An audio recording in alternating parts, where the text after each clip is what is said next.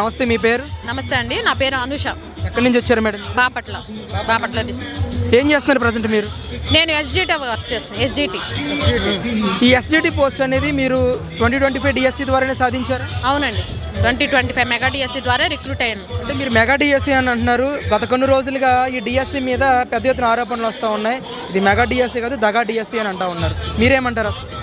దగా అవ్వదండి, ఇది మెగా డిఎస్సీనే. ట్రాన్స్పరెంట్గా జరిగింది. ప్రతి స్టెప్ ట్రాన్స్పరెంట్గానే జరిగింది. ఇప్పుడు జాబ్ పోయిన వాళ్ళు అలాగ ఇచ్చేయడం అనేది కరెక్ట్ కాదు. అలా అంటే మరి ఇంతకు ముందు జరిగినవి కూడా వస్తాయి.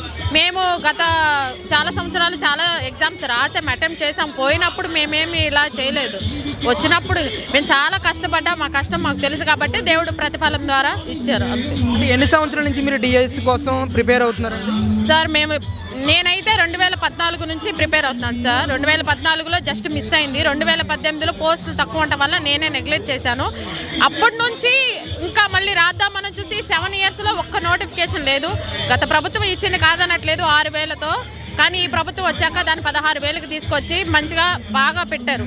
ఎగ్జామ్ నోటిఫికేషన్ దగ్గర నుంచి సెలక్షన్ వరకు ట్రాన్స్పరెంట్గానే జరిగింది. మీరు దాదాపు 12 సంవత్సరాల నుంచి ఉద్యోగం కోసం వెయిట్ చేశారు. అసలు మీకు ఏ కేటగిరీలో ఈ ఉద్యోగం వచ్చింది? ఎంత మార్కులు వచ్చినాయి? ఎన్ని ర్యాంక్ వచ్చిందండి? నాకు 76 వచ్చినాయి అండి. మా కేటగిరీలో అయితే నాకు 514 ర్యాంక్ వచ్చింది. మా కేటగిరీలో జాబ్ అలా వచ్చింది మా కేటగిరీలో. నోటిఫికేషన్ ఇచ్చినప్పటి నుంచి మీరు ఉద్యోగంలో చేరేంత వరకు కూడా ఈ ప్రాసెస్ అంతా కూడా పారదర్శకంగానే జరిగిందండి? ఖచ్చితంగా పారదర్శకంగానే జరిగిందండి. ప్రతి స్టెప్ పారదర్శకంగానే జరిగింది. చెప్పమనండి, వాళ్ళు అఫెన్స్ చేస్తున్నారు కాబట్టి నిరూపించమనండి. అంటే ఇక్కడ నారా లోకేష్ కూడా విద్యాశాఖ మంత్రిగా రాజీనామా చేయాలనే డిమాండ్ పెద్ద ఎత్తున చేస్తూ ఉన్నారు. ఈరోజు రాష్ట్ర వ్యాప్తంగా ఇది దగా డిఎస్సి అంటూ కూడా నిరసన వ్యక్తం చేస్తూ ఉన్నారు. వీటి మీద మీ అభిప్రాయం ఏంటంటే? అది కరెక్ట్ కాదండి, అది కరెక్ట్ కాదు. ఇంతమంది కష్టపడి చదివి కష్టాన్ని ఇప్పుడు మీరు వచ్చి ఇది దగా అనడం ఎంతవరకు కరెక్ట్? ఇప్పటి వరకు జరిగిన వాటి ఎన్నిటి మీద మీరు దగా అన్నారు? మేము ఒప్పుకోము అది. అంటే దాదాపు 10,000 మంది వరకు టీచర్స్ ఈరోజు మెగా ర్యాలీ నిర్వహిస్తున్నారు విజయవాడలో. దీని ద్వారా రాష్ట్ర ప్రజలకి మీరు ఇచ్చే సందేశం ఏంటండి? సార్, ప్రతిదీ క్వశ్చన్ చేయాలండి. ఇప్పుడు మా జాబ్స్ మేము ఇంత కష్టపడి కొట్టుకున్నప్పుడు మీరు దగా అనడం కరెక్ట్ కాదు. అలా అన్నప్పుడు ప్రతిదీ క్వశ్చన్ చేయాలి. మీరు అపోజిట్లో ఉండేసి ఇప్పుడు ఇలాగ దగా అనడం కరెక్ట్ కాదు. మా మనోభావాలు దెబ్బతీస్తున్నారు. మేము చాలా కష్టపడి. మేడం, ఇక్కడ మీ వృత్తి మీద ఎంతవరకు ఎఫెక్ట్ చూపిస్తుందండి? అంటే దాదాపు 10 నెలలు అయిపోయిన తర్వాత ఇందులో అవినీతి జరిగింది, వీళ్ళందరూ కూడా కొనుక్కున్నారు పోస్టులు అని చెప్పేసి మాట్లాడుతూ ఉన్నప్పుడు యాజ్ ఎ టీచర్గా మీకు ఏమనిపిస్తుంది?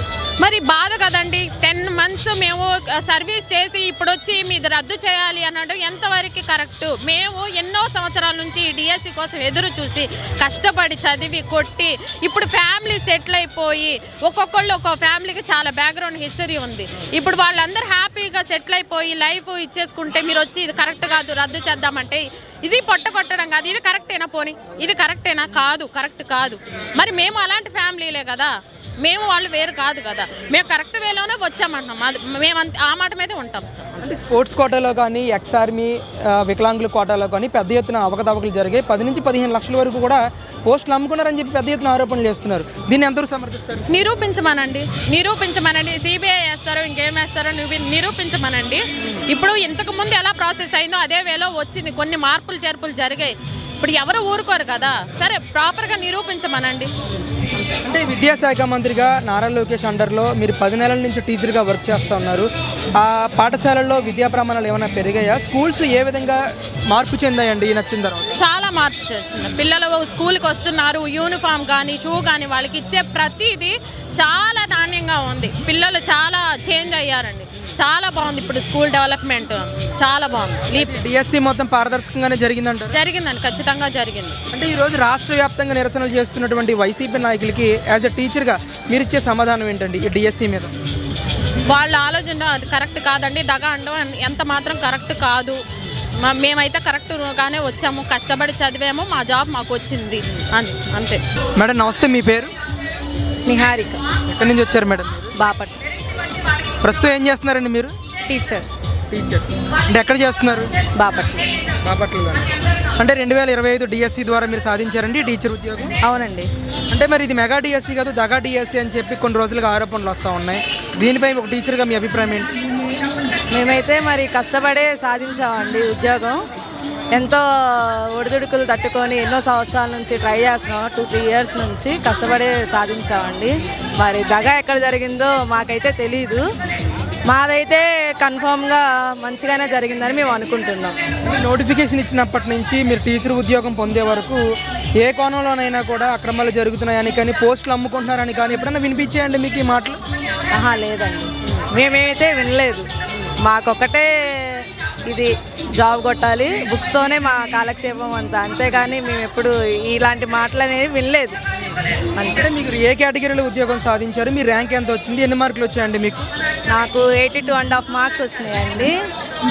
గుంటూరు జిల్లా 82.5 మార్క్స్ వచ్చినాయి. ఎంత వచ్చిందండి ర్యాంక్? ఎంత వచ్చింది? 157 వచ్చిందండి. అంటే ఇక్కడ రిజర్వేషన్స్లో కూడా అక్రమాలు జరిగాయని అంటున్నారు, హారిజాంటల్ కానీ వెర్టికల్ రిజర్వేషన్స్లో.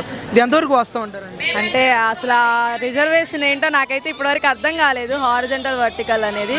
కాకపోతే మంచి మార్క్సే వచ్చినాయి కాబట్టి టాప్లోనే ఉన్నాం మేము. 157, 500 పోస్టులు దాకా ఉన్నాయి గుంటూరు జిల్లాలో.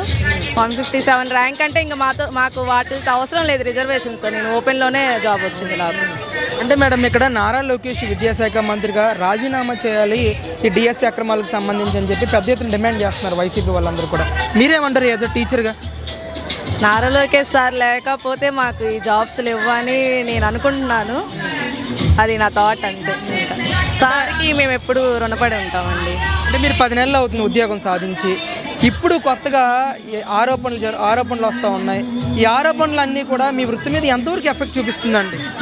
అంటే కొంచెం బాధాకరంగానే ఉంటుంది. ఎక్కడికైనా ఫంక్షన్స్కి వెళ్ళినా కానీ ఏంటమ్మా ఇక్కడ అందరూ గోల్ చేస్తున్నారు, నీకు కష్టపడితేనే వచ్చిందా అని అడుగుతున్నారు. ఇట్స్ హర్టింగ్, కానీ ఇంకా తప్పట్లేదు, ఇంకా ఏం చేస్తాం. అందుకనే ర్యాలీకి కూడా రావడం జరిగింది. అంటే ఈ ఉద్యమానికి సపోర్ట్ చేయడం కారణం మెయిన్ అదే అండి. అంటే ప్రోత్సాహం కూడా పారదర్శకంగానే జరిగిందంటారండి? అనుకుంటున్నాను. అంటే మీరు బాపట్ల నుంచి విజయవాడ వచ్చారు. అసలు ఈ ర్యాలీ ద్వారా, ఈ మెగా టీచర్స్ ర్యాలీ ద్వారా రాష్ట్ర ప్రజలకు కానీ అపోహలో ఉన్నటువంటి ప్రజలకు కానీ మీరు ఇచ్చే ఆన్సర్ ఏంటండి?